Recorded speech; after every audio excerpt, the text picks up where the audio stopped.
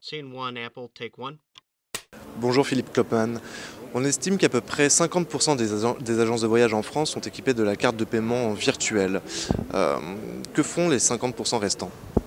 Alors les 50% restants sont encore sur des systèmes de cartes physiques, c'est-à-dire qu'elles utilisent des cartes de crédit de leur banque et puis sont également en paiement en compte avec certains fournisseurs du marché. Mais la tendance, je dirais, est à l'adoption de plus en plus massive des cartes virtuelles. Alors, à votre avis, quand est-ce que l'ensemble des agences de voyage seront équipées?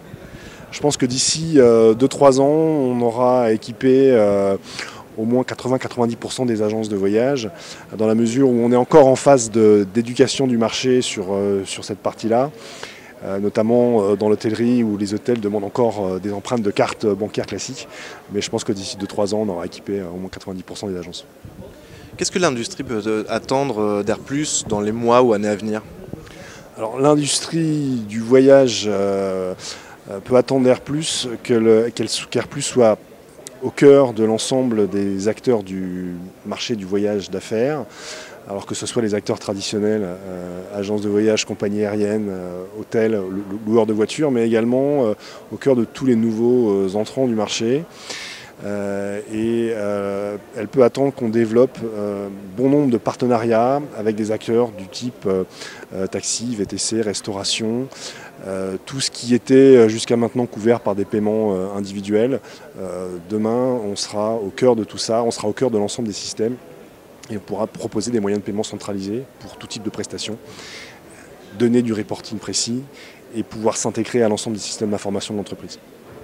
On parle de plus en plus de la disparition de la note de frais. Qu'est-ce que vous en pensez?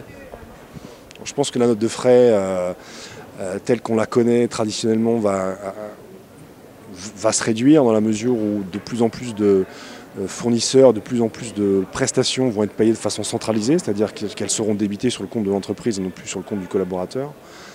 La note de frais a encore de beaux jours devant elle, je pense, dans la mesure où il y a encore beaucoup de dépenses à faire sur place dans le cadre d'un déplacement.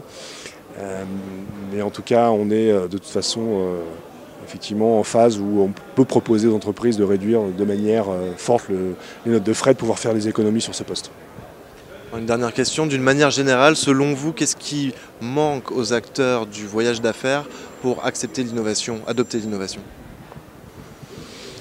Je pense que les acteurs du voyage d'affaires, de manière générale, acceptent bien l'innovation et sont plutôt enclins à proposer des solutions qu'on trouve déjà dans le B2C. Je pense que le frein il est plus du côté, des cycles de vente qui sont assez longs dans une entreprise qui négocie des contrats parfois sur 6 mois, voire 1 an ou 2 ans. Et donc il faut sans arrêt s'adapter à ça, mais il faut quand même faire vivre les contrats existants. Scene one, Apple, take one.